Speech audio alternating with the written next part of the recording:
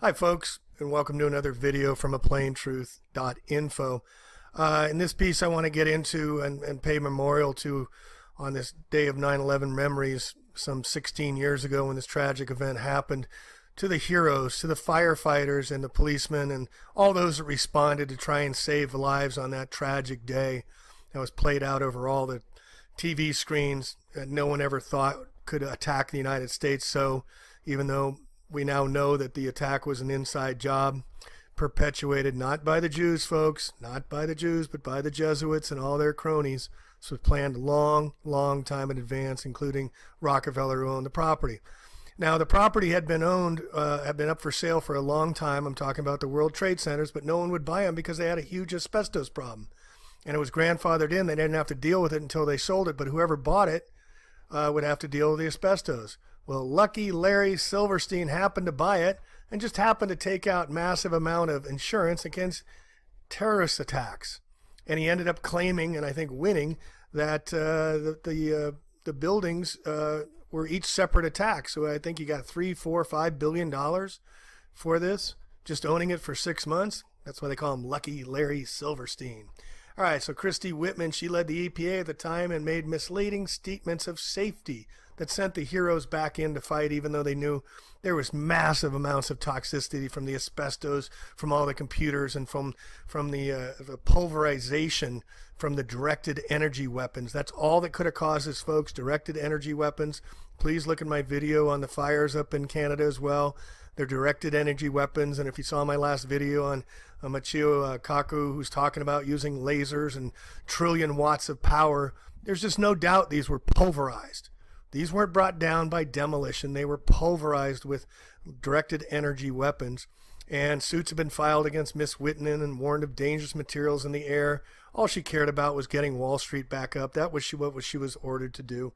So let's get into the money, right on the money. It was pre-predictive programming. Back in 1996, they changed the currency to reflect the events of 9/11. Here, let's take a look.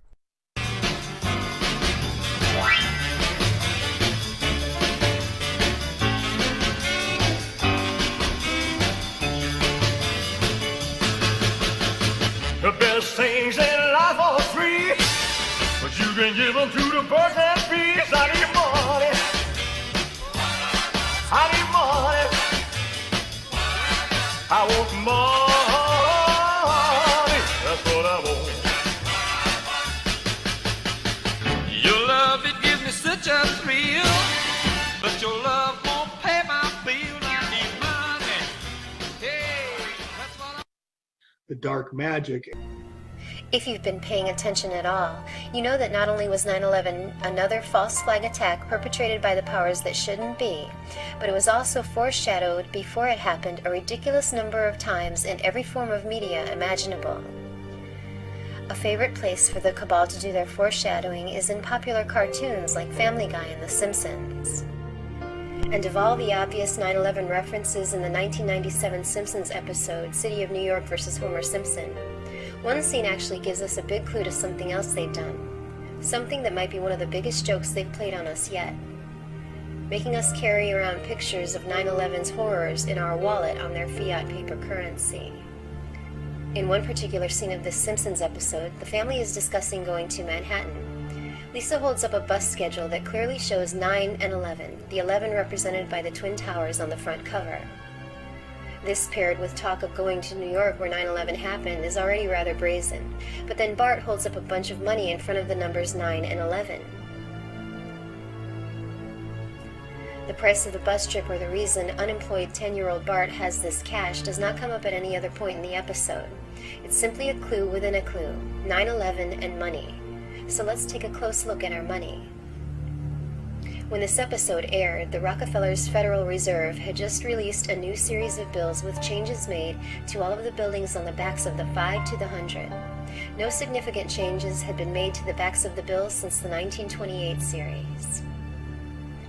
On the new 1996 series of bills, all of the same buildings appeared on the same denominations, but each one was either moved a bit or a completely different side of the same building was now shown. The Lincoln Memorial has always appeared on the modern $5 bill, but on the new 5, the building was widened and lowered down a bit.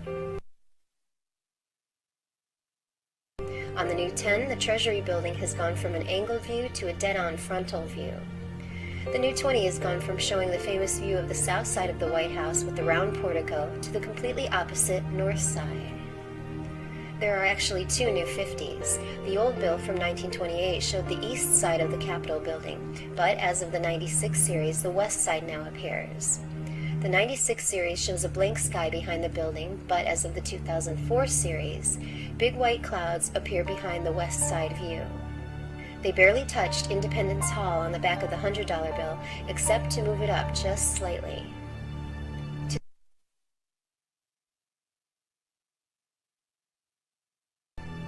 Place each bill face up, fold the bottom up, find the center point, and bring both ends up like so. Folded this way, the old bills showed nothing of note, but the new bills show these 6 scenes, each one framed by an arch. The arch shape framing each scene was added to every bill that didn't already have it as of the 1996 series.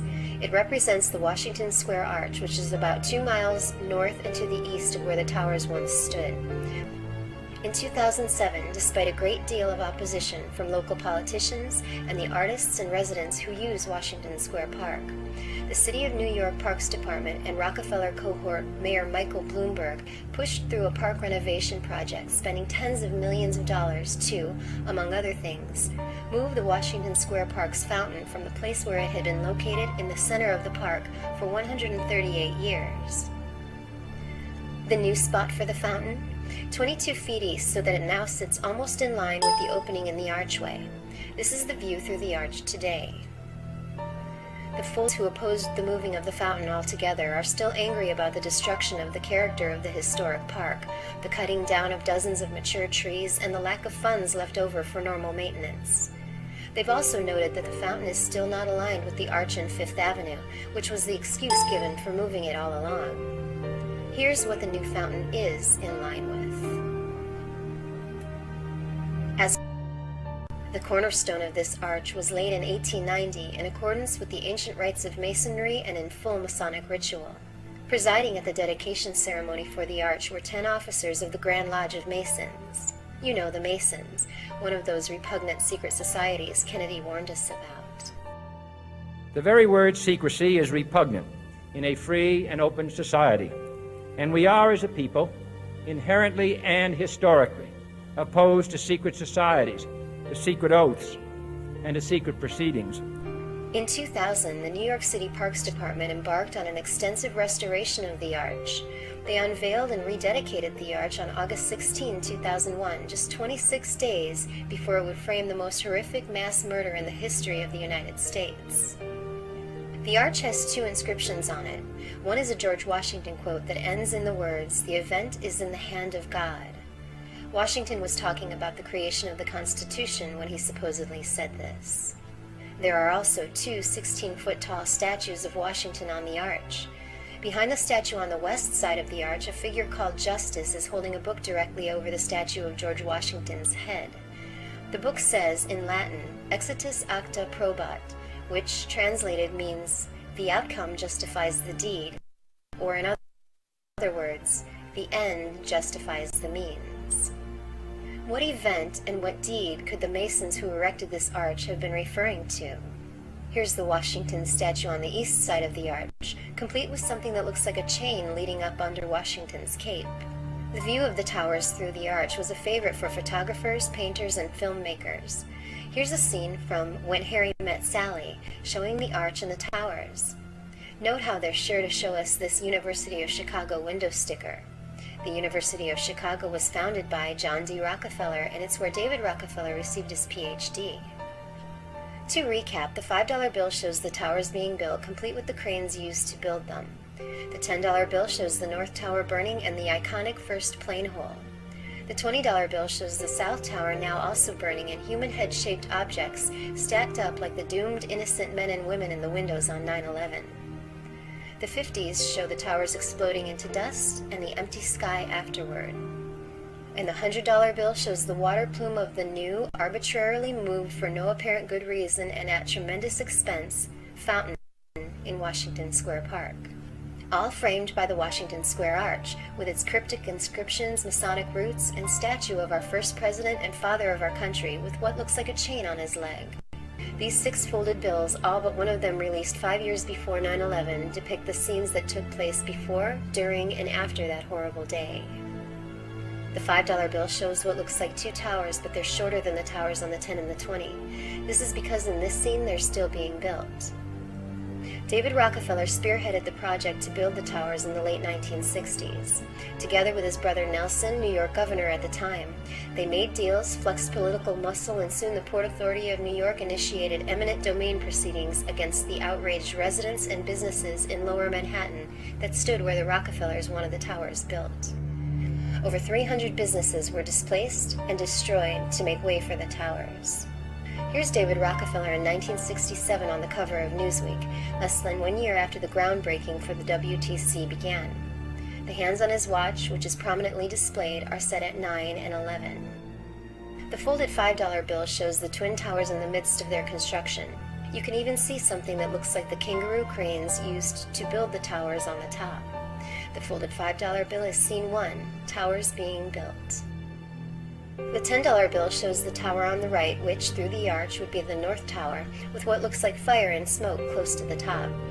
The North Tower was the first one that was hit on 9/11 between the 93rd and 98th floors of the 110-floor building at 8:46 a.m. Note that the artist decided for some reason to make a few leaves going in a different direction than the rest right here, exactly where the iconic first plane hole on the north side of the North Tower would appear on 9/11-2001. The folded $10 bill is Scene 2, North Tower hit. The $20 bill shows the tower on the left now with the fire and smoke, much lower than the one on the right. This is because the South Tower would be hit next, about 20 floors lower than the North at 9:03 a.m. A close-up of the top areas of the 20 shows clustered groups of oval shapes supposedly representing leaves, but none of these leaves are found in the close-up of any of the other bills. Many of these oval shapes seem to be arranged one on top of the other. Could we be looking at something else they knew would happen on 9/11? Are these representative of their victims, clamoring for air in the final moments of their lives, piled on top of each other in the extremely narrow windows of the towers? The folded $20 bill is Scene 3, South Tower hit. The 1996 $50 bill and the 2004 $50 bill show the next 2 scenes, but they're out of order. I guess even arrogant, psychotic Satanists have to be a little bit subtle. The 2004 $50 bill, folded, is an obvious depiction of the towers being demolished. Scene 4. The 1996 $50 bill shows Scene 5, Nothing through the Arch, which is how the view looked from after the destruction of the Twin Towers on September 11, 2001, until the next scene was made reality around 2009. The folded $100 bill is the 6th scene, the water fountain. There's The currencies I started playing with yesterday, and I started bringing out my currencies, and I started making airplanes, but I started folding them the other way. And so here, if you can see, here is the $5 bill with Tower 1 on it, and then I flip it around, and if you turn it over this way, you can see that there's a painting. It looks like there's a painting going on here, and there's a 5 in purple, which is kind of like a sun in purple. In purple, you're starting to see the theme, purple come in, purple's royalty. You saw Donald Trump wear purple ties. You saw when they went to inauguration of Trump that Clintons were wearing purple. So there's this purple theme being introduced. And then at the bottom, you have In God We Trust of the White House, and it's being pointed down like it's being destroyed. And there's a new painting coming above that. And I said, wow, that's interesting. And then I got another version of a $5 bill. And here's a plane, and I don't know what you can make of this, Paul, but it looks like there's some type of machine down below here, and there's that painting again, bridged by like 2 cypress trees or something like that. So that's on the 5. So then I go to the 10, and here's the tower being brought down on the 10, and then at the bottom, this is very interesting, that at the bottom, when you flip it over, that's the US Treasury upside down. and they're pointing down like it's being destroyed. Well, we're $20 trillion in current debt and hundreds of $1 trillion in obligated debt. They have to destroy the currency. Now you flip this thing over on the 10, what do you see? Well, that looks like what they say, you know, if you fold it the wrong way, you get the Twin Towers. No, you turn it this way, what do you get? You see what that is? That's the Pentagon. That's the hole in the Pentagon where the plane flew in, right? And as Weather War 101 is showing here, Hurricane Aaron was heading for the East Coast on 9/11/2001. And what you'll see from this video here in the short clip is a heterodyne wave was introduced off inland and used to counter so the 9/11 event could take place. See, here's the heterodyne wave taking across. It hits Aaron and keeps it offshore. They'll use it the opposite way to send it in if they want, to hit Washington, D.C., to hit Philadelphia, New York City, wherever they want. They have the control. They've had it for a very, very long time. But this is 9/11/2001, and you can see where it was stopped and steered out so the attacks on 9/11 could continue. So I worked in Wall Street for 20 years. I worked at the New York Stock Exchange, went to the World Trade Center, top of the world, to have lunch and dinner, business dinners quite a few times. And I have a working knowledge of how banks and investment bankings work. Deutsche Bank was acquired Alex Brown. And I want to get you into some of the players on 9/11. Right before the 9/11 incident went down, there were put options bought, many put options. Now, a put option is an accelerated bet with an increased number of shares, leveraged bet, that the stocks would be going down. And I remember specifically during that time, the markets were dead. It was very quiet. They had been down. There's nothing really moving. But all of a sudden, and this is agreed upon in the 9/11 commission report, that these trades did go down just days before. Someone bought puts in United Airlines, American Airlines, and Swiss Re Insurance, who had the insurance on the buildings. And it was done only by Alex Brown. They bought massive put options. No other company was found to have executed these trades. It was all done by Alex Brown, Deutsche Bank, Deutsche being the German bank that acquired Alex Brown. Now, an important person at ABS, Alex Brown Securities, was Buzzy Krongard. Buzzy Krongard was leading the trading at Alex Brown. Under consideration is the fact that Alex Brown, a subsidiary of Deutsche Bank, for example, where many of the alleged 9/11 hijackers handled their banking transactions, including the alleged Mohammed Atta, traded massive put options. And you can see down here, just before he was recruited by former CIA Chief George Tenet for the CIA, Krongard supervised many private clients at Alex Brown. Goes from Alex Brown to the CIA to George Tenet, folks. That's how they roll here. So you look at who Buzzy Krongard was over here in the font of all knowledge Wikipedia. Let me move this over. And you see that Buzzy Krongard is a longtime consultant, DCI, joined the agency full-time in 1998. His private sector is CEO and chairman of Alex Brown, as we talked about, also vice chairman on Bankers Trust. He resigned from the CIA shortly after the arrival of Porter Goss in 2004, and while at the CIA, he was the connection between Eric Prince of Blackwater Security Consulting and the CIA. Through his influence, Blackwater was able to receive its first black contract. And who is Eric Prince's sister? Betsy DeVos, who's the head of education. She's the new Secretary of Education. It's all incestuous. Follow the money, folks. So there's a plain truth out. We'll catch you in another video, Doc. Here's some more scenes of predicted programming of 9/11. On August the 29th, 2001, 13 days before 9/11, Family Guy ran an episode that starts off with mass media murderer, who only targeted a news host. The gunman has been identified as the notorious mass media murderer who targets members of the press. Whoa. And then it shows people jumping from buildings. Oh my God, Neil, please don't jump. And it shows the media mocking a person jumping to their death. Good stuff, good stuff, good stuff, good stuff, good And it stuff. shows the media making graphic splat noises. Hey, have that cartoon sound effect guy cue up the... and then top it off with a... And just food for thought, think about this clip in relationship to the last clip. Neil, I'm sorry!